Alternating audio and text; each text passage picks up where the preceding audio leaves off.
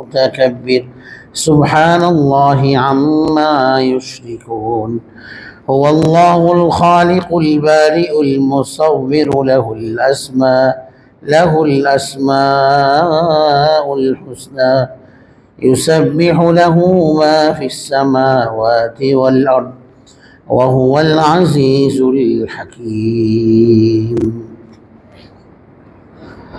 بسم الله الرحمن الرحيم وإذ بوأنا لإبراهيم مكان البيت ألا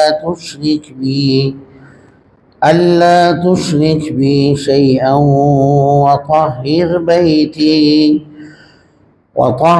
بيتي للطائفين والقائمين والركع السجود وأذن في الناس بالحج يأتوك رجالا وعلى كل ضامر يأتين من كل فج عميق ليشهدوا منافع لهم ويذكروا اسم الله في أيام معلومات على ما رزقهم من بهيمة الأنعام فكلوا منها وأطعموا البائس الفقير ثم ليقضوا تفثهم وليوفوا نذورهم وليطوفوا بالبيت العتيق ذلك ومن يعظم حرمات الله فهو خير له عند ربه وأحلت لكم الأنعام إلا ما يتلى عليكم فاجتنبوا الرجس من الأوثان واجتنبوا قول الزور حنفاء لله غير مشركين به ومن يشرك بالله فكأنما خر من السماء فتخطفه الطير أو تهوي به الريح في مكان سحيق ذلك ومن يعظم شعائر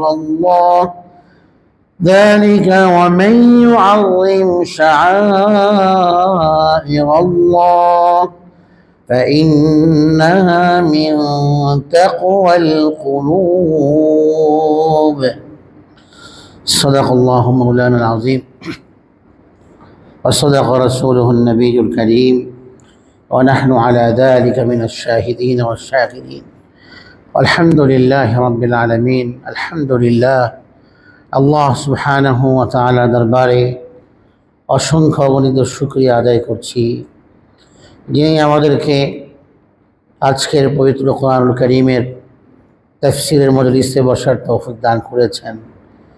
প্রতি শুক্রবারের ন্যায় যথারীতি আজকের সালাতুল মাগরিব আদায়ের পর আজকের তাফসীরুল কোরআন এই মজলিসে আল্লাহ রাব্বুল আলামিন আমাদেরকে বসার সৌভাগ্য দান করেছেন।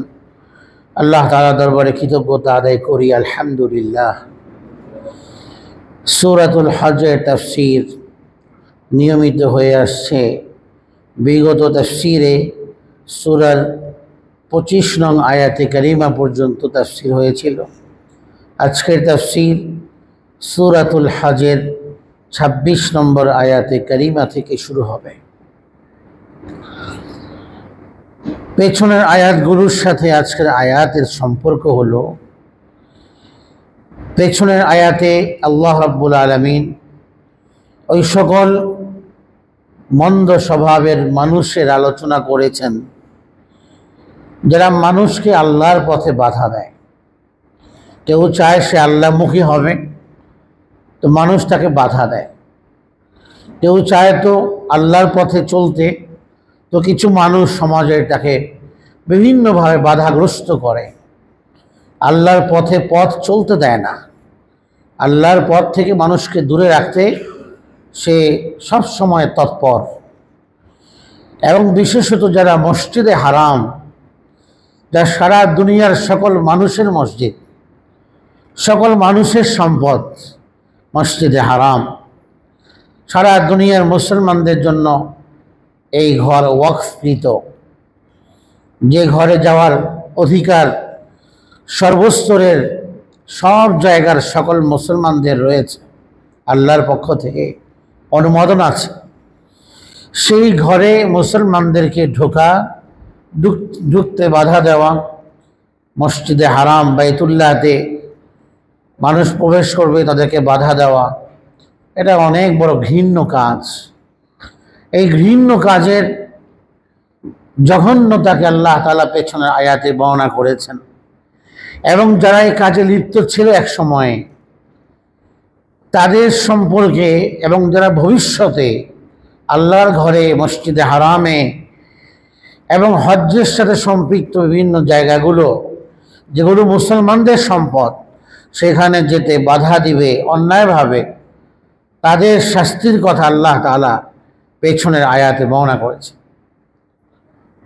সেই সময়কার মুশরিক যারা ছিল মক্কার মসজিদে হারামের রক্ষণাবেক্ষণকারী, বাইতুল্লাহ শরীফের রক্ষণাবেক্ষণকারী, সেই মুশরিকদের পক্ষ থেকে এই তৎপরতা ছিল যে এই ঘরে মুসলমানদেরকে তারা আসতে বাধা দিত। আল্লাহর পথে মানুষ আসতে চায়, মুহাম্মদুর রাসূলুল্লাহ সাল্লাল্লাহু আলাইহি ওয়াসাল্লামের সাথে সাক্ষাৎ করতে আগ্রহী, কিন্তু তারা পথে বাধা সৃষ্টি করত যেন মানুষ তার পর্যন্ত পৌঁছতে না পারে। তো সর্বকালেই সর্বযুগে এই ধরনের আল্লাহর পথে বাধাদানকারী মানুষ গত হয়েছে, এখনও আছে, ভবিষ্যতেও আসবে, যারা মানুষকে আল্লাহর পথে বাধা দিবে, যারা আল্লাহওয়ালা হতে মানুষকে বাধা দিবে, আল্লাহর পথ থেকে মানুষকে দূরে রাখবে।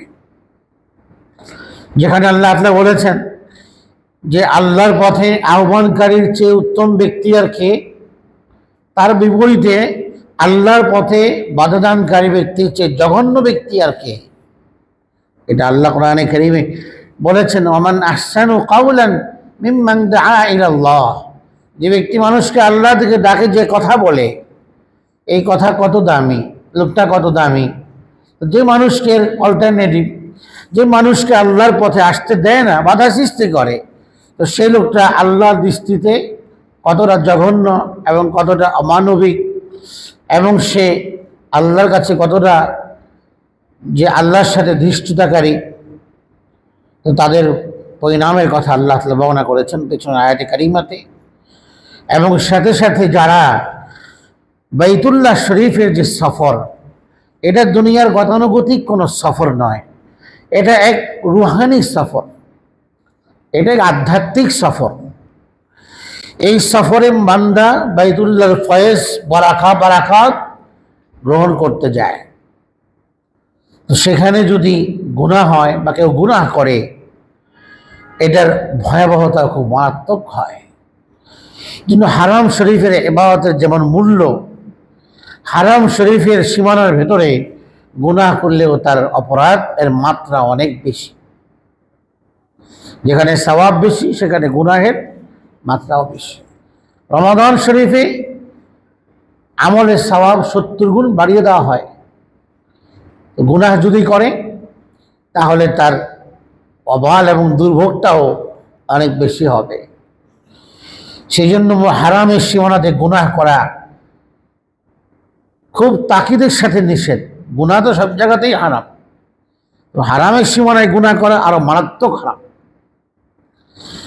আল্লাহ বলেছেন এটা জুলুম, হারামের সীমানায় গুনাহ করা।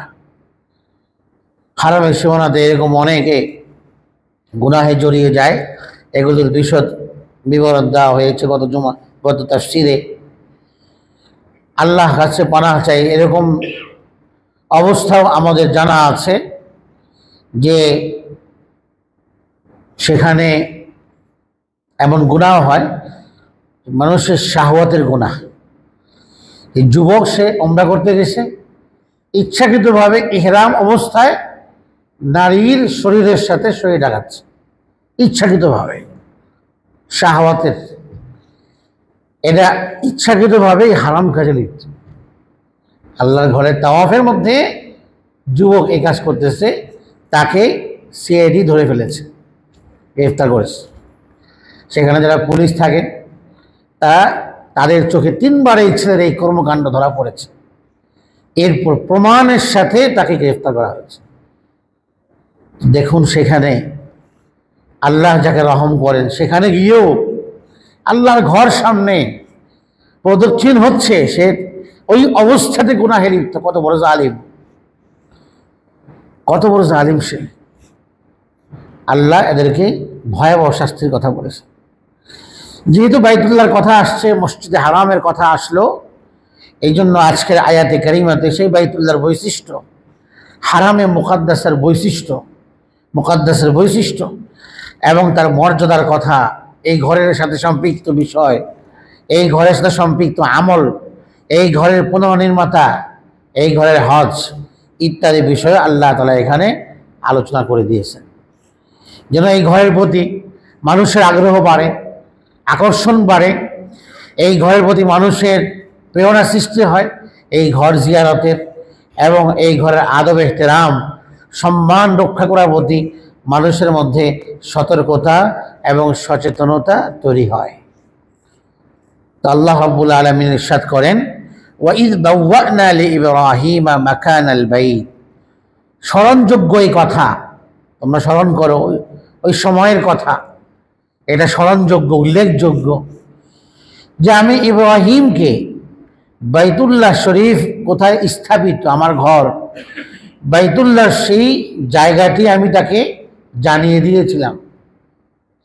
কারণ বাইতুল্লাহ শরীফ তো নির্ভরযোগ্য রিওয়ায়াতে আসে, সাইয়্যিদুনা আদম আলাইহিস সালাম দুনিয়াতে সর্বপ্রথমে ঘরকে নির্মাণ করেন আল্লাহর ঘরের তাওয়াফ করার ইবাদতের উদ্দেশ্যে। আউয়ালু বাইতিন ফিল আরদ, পৃথিবীর বুকে সর্বপ্রথম ঘর, যা কোরআনে কারিমের অন্য আয়াতেও আল্লাহ তাআলা বর্ণনা করেছেন, ইন্না আউয়ালা বাইতিন উযিআ লিন-নাস লাল্লাযী বিবাক্কাতা মুবারাকান। তো সেই ঘরটি নূহ আলাইহিস সালামের প্লাবনের আগ পর্যন্ত অক্ষত ছিল এবং অনেক নবীরা এই ঘরে তাওয়াফ করেছেন, নবীদের অনুসারীরা তাওয়াফ করেছেন। নূহ আলাইহিস সালামের প্লাবন যখন আসলো, আযাব আসলো, যারা ইমানদার নয় তাদের উপর যখন আযাব আসলো, তারপরে এই ঘরকে আল্লাহ উঠিয়ে নেন, ঘরটা নষ্ট হয়ে যায়, কিন্তু ঘরের যে মূল ভিত্তি, ফাউন্ডেশন, যে জায়গাটা, যে পবিত্র ভূখণ্ড, ভূমিটুকুন যেখানে বাইতুল্লাহ শরীফ স্থাপিত হয়েছিল, সেই চিহ্ন এটা থেকে যায়। সেই চিহ্নটা কোথায় এবং ইব্রাহিম আলাইহিস সালাম এটা কীভাবে জানবেন? উনি তো ইরাকে ছিলেন, উনি ফিলিস্তিনের শামে ওখানের বাসিন্দা, উনি তো এখানের বাসিন্দা নন। এই জন্য আল্লাহ তাআলা তাকে ওয়াহির মাধ্যমে জানিয়ে দিয়েছেন। বা না বলা হয় কাউকে কোনো জায়গার ঠিকানা দেওয়া, অ্যাড্রেস দেওয়া, যেমন আমরা মানুষকে অ্যাড্রেস দিই, অ্যাড্রেস দেওয়া এবং সেই জায়গা বা কোথাও কাউকে থাকতে দেওয়া, অবস্থান করতে দেওয়া। তো আয়াতের তর্জমা হলো, ইব্রাহিমকে আমি আমার ঘর বাইতুল্লাহর যে জায়গাটার মধ্যে নির্মিত ছিল, ওই আসল জায়গাটা আমি তাকে জানিয়ে দিয়েছি ওয়াহির মাধ্যমে, যে এইখানে আমার ঘর ছিল, তুমি এখন এখানে পুনর্নির্মাণ করো, এই ভিত্তির উপরে, এই ভিত্তির উপর তুমি পুরানো স্ট্রাকচার, এর উপরে তুমি আমার ঘরটাকে সংস্কার করে পুনর্নির্মাণ করে এই ঘরটা বানাও। এই কথা থেকে বোঝা যায় যে ইব্রাহিম আলাইহিস সালাম এখানে ছিলেন না, থাকলে উনি চিনতে পারতেন জায়গাটা। উনি ছিলেন সুদূর সেই ইরাক থেকে হিজরত করে, তার জন্মভূমি ইরাক, সেখান থেকে হিজরত করে আল্লাহর আদেশে চলে আসলেন ফিলিস্তিন এলাকাতে, শামে, সিরিয়াতে। তৎকালীন সময়ে ফিলিস্তিন, এরপরে জর্ডান, শাম, সিরিয়া সব একসাথে ছিল। এগুলো ইসলামের ইতিহাসের মানচিত্রে এগুলোকে শাম বলা হয় এবং এটা এক বরকতময় ভূমি, যেখানে হাজার হাজার নবী রাসূল এসেছেন এবং তাদের জন্মভূমি, সেটা আল্লাহ পাক বরকত দিয়েছেন সেই জমিনে। হাদিসে পাকে শামের এই এলাকা বরকতপূর্ণ আল্লাহ নবী দোয়া করেছেন শামের বরকতের জন্য। সেই এলাকাতেই আসবেন ঈসা আলাইহিস সালাম, সেখানে সেই এলাকাতেই দাজ্জালকে হত্যা করা হবে। সেই নবীদের পুত পবিত্র ভূমি, যেখানে আল্লাহ পাক বরকত দিয়েছেন, প্রাচুর্য দিয়েছেন, বাহ্যিকভাবে পার্থিব প্রাচুর্য এবং মানুষের আত্মিক প্রাচুর্য, সেখানে মানুষকে আল্লাহ পাক নবীদের পাঠিয়ে দিয়েছেন। সেখানে তিনি ছিলেন আল্লাহর হুকুমে। সেখান থেকে আল্লাহর নির্দেশে সন্তান এবং স্ত্রীকে বাইতুল্লাহ শরীফের পাশে এসে, জনমানবহীন এক প্রান্ত, কোনো মানুষের আবাদি নাই, বসতি নাই, সেখানে এসে আল্লাহর হুকুমে স্ত্রী হাজেরা এবং সন্তান ইসমাইলকে রেখে গেলেন এখান থেকে। কিন্তু ওনার থাকার কোনো আদেশ ছিল না, তুমি চলে যাও রেখে। উনি চলে গেলেন, মাঝে মাঝে আসতেন স্ত্রী সন্তানকে দেখতে আল্লাহর হুকুম হলে। তো আল্লাহর হুকুম হলো, আবার আসলেন। আসার পর এরপরে আল্লাহ তাআলা তাকে বাইতুল্লাহ শরীফ পুনর্নির্মাণ করতে বললেন।